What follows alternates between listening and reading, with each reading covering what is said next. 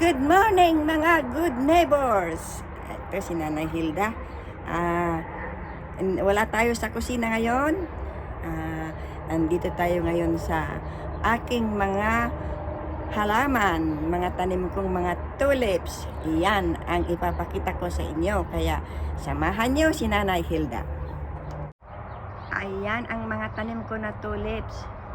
Tuwing umaga dito ako nakatingin sa mga halaman na mga bulaklak na nagagandahan.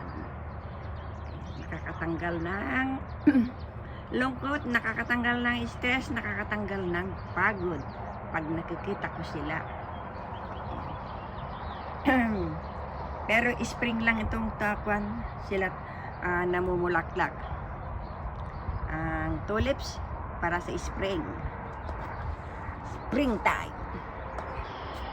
Papasyal kayo dito sa aking munting hardin ni Nanay Hilda.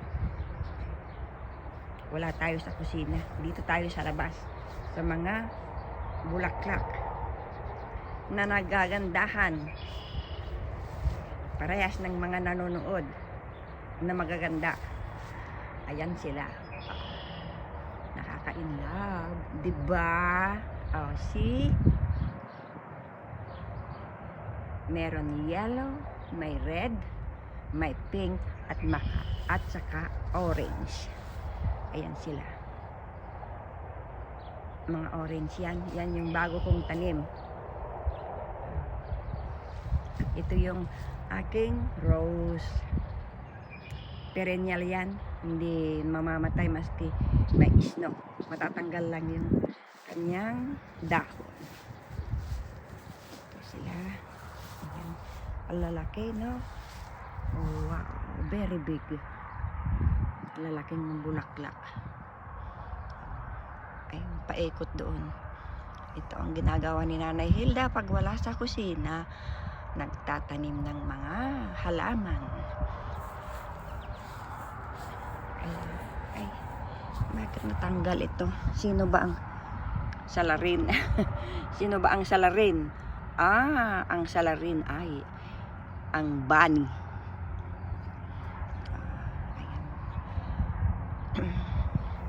Ang aking mga tanim na tulips. Sila.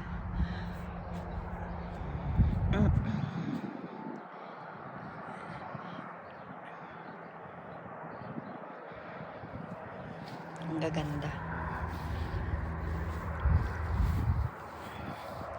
Yun. Ako gumawa niyan. Ako nag-landscape.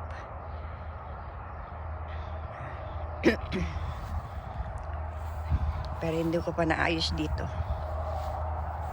Yung aking mga duwende.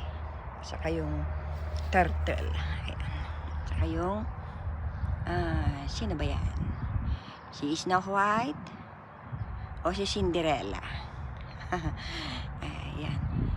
Itong aking rose ay lagyan natin ng fertilizer para madali siyang lumaki.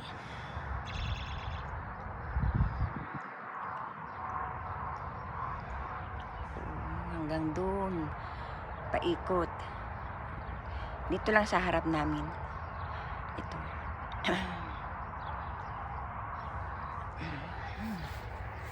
Ganda. Ang gaganda, parehas ng nanonood.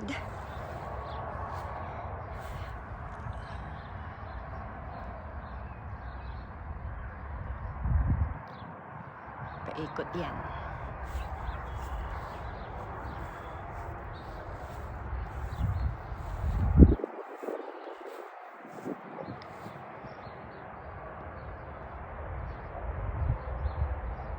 Ito lang.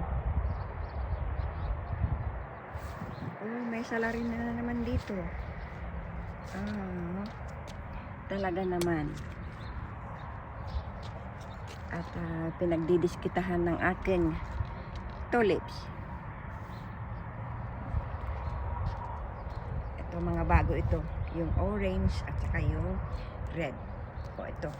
Ay, may nabali na naman dyan. Ano ba yan? At saka doon, maliliit yung andon. kasi hindi masyadong naaarawan.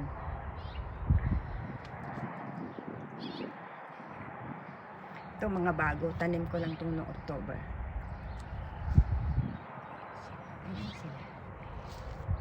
Nakakatanggal ng homesick, lungkot, pagod pag nakikita mo ang magagandang bulaklak.